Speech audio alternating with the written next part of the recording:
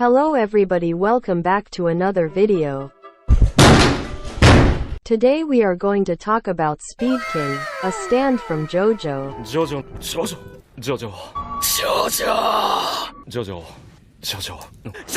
My voice is like this because stupid YouTube decided to copyright claim me. That they can be a part of something bigger.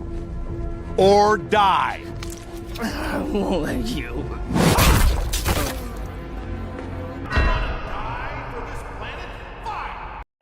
Sorry, I'm getting a little off track. Let's get straight into the video, I guess. So, Jobin Higashikata is an antagonist featured in JoJolion. Jobin is the eccentric eldest son of the Higashikata family. He has a son named Sorigi and is married to Mitsuba Higashikata. Jobin was a member of the Rock Humans Lokakaka organization before joining the Higashikata Fruit Company. Jobin uses the enigmatic Speed King and is a stand user. Jobin is a man of medium build and average to above average height. Over the corner and center of his eyes, 4 grooves run vertically across his face. Jobin did not have any of these grooves when he was a child, but when he was 16, 2 of them suddenly appeared. In subsequent appearances, the grooves are reduced to 1 on each side. He has an ear that divides in the middle and curves upwards. When in an undercut, the hair on his sides was of a medium tone and textured by short, bulbous spikes, whilst the light hair on his crown is folded onto the right of his forehead, where it is kept with a barrette. He has bulbous spikes on both his hooded top and overall light-colored pants. The section with the hood is dark in color. Additionally, the Higashikata family crest appears on the second of 2 buttons on it. Additionally, Jobin adorns a small woven necklace. Jobin strangely proceeded to shave off his left eyebrow after losing a bet against Josuke, describing himself as weird. I agree. Jobin Higashikata was very reserved and meek when he was young. Jobin, melancholy as a result of his illness, did not dare to speak out against the bullying he was subjected to by one of his scouting leaders. On the other hand, he is shown to have the courage to defy the bully's directive to burn down another person's house.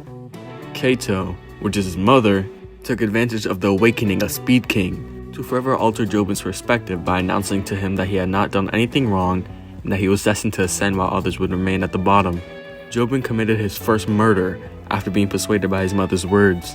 Jobin has been sociable and outgoing ever since, paying attention to Kato's words. His philosophy was shaped by this event, that no matter what, humans are born at a level of 0.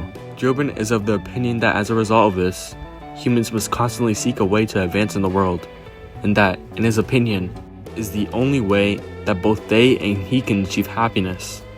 Jobin looks down on the rest of the population because of his ambition. Jobin exhibits a certain arrogance and a sense of entitlement when he takes his family's social standing as a right to special treatment and complains that a number of businesses did not favor him or his family. He also has a quiet sense of humor and enjoys quoting. He was also prone to escalating or changing the circumstances of situations, solely for the reason of making them more interesting. One example of this is when he yells at Joshu, who is cheering for him, and demands that he switch teams with Josuke. In the context of Noriyusuke's personality test, he seems fond of robotic figurines. He was also shown to be very clever when he used his stand to melt the wax off of his beetle, in addition of detecting Josuke's plan. In contrast, Jobin sometimes displays the personality of a man-child, with even his own son noticing. In his room, he keeps a large shelving unit full of display cases for exotic beetles. Jobin frequently makes reference to summer vacations and other indulgences that are associated with a typical childhood, suggesting that his childish streak extends beyond this. Despite the fact that Jobin hasn't been seen interacting with his other siblings often, Joshua looks up to his older brother, but Jobin doesn't care about him. This follows a standard pattern of sibling interaction. Jobin, on the other hand, held his mom in high regard and acted in an obedient and submissive manner around him out of fear of offending her. He also showed a darker and more manipulative side later on, using his father's trust to get trades for the Lokaka organization organized. Jobin desires the Lokaka's power in order to free his family from the Higashikata curse. Because of this desire, he prioritizes the Lokaka and eliminates anyone standing in his way above all else, even if Morio is destroyed in the process. Jobin exhibits tactical restraint despite his cold-hearted behavior and disregard for innocent lives, deciding not to kill Yasuho because doing so would make his family suspect him. He loved his son with all his heart, risking his life to save Sugiri and betraying poor Tom by attacking him in the process. Now, Speed King. Speed King appears to be humanoid. It has a body that looks like a mannequin and a face that looks like a human with holes for eyes, later shown as goggles, and a flat raised surface that looks like a nose. It also has a fisherman's cap with a few metal spikes along the brim and strings of equal length sticking out from both the sides. It has a wide mouth, 2 large horns on each side of its head, and pores and bumps covering its skin. It appears to have fur-covered, vest-like torso and robotic joints across its arms. Below the chest, Speed King's body becomes very skeletal and robotic, lacking much of an abdomen and being connected to its lower body by metal bars and other devices. Due to Jobin's age at the time, Speed King was small, childlike, with other softer facial features, and a large head when it first appeared. In the colored manga, Speed King is red and bright orange. Its facial expression and color scheme may be reminiscent of the Japanese Haniwa ritual statues. So Speed King's abilities are sort of a mystery, but it is clear that its heat powers are deadly at close range and distance. On the very last page of chapter 73, Speed King is shown to be able to punch enemies quickly, but the extent of his powers is still unknown. Jobin explains that Speed King has a primary capability of storing heat and temperature within a brief localized point from singular objects, like the surface of paper money or even a specific location on the body.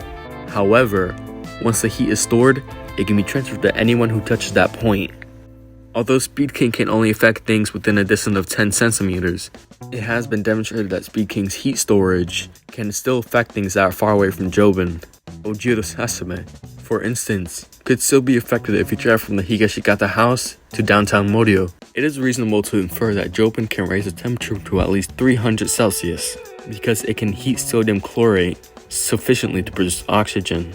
After brushing his beetles with a paintbrush, he used it to melt wax that was stuffed inside, and he gave Josuke a nosebleed after offering some tissues to wipe his face with. This power can be used as a weapon to heat people's blood vessels, causing the blood inside to boil, rendering them unconscious or even killing them. When applied to the temples, the heat can be so damaging that the eyes burst. It can also cause heat strokes. Jobin keeps the sand's other abilities a secret, even from his family. Even though the sand is a mystery, I still find it very interesting. Let me know what you guys think in the comments. I hope you guys enjoyed the video. I'll see you guys later, and goodbye.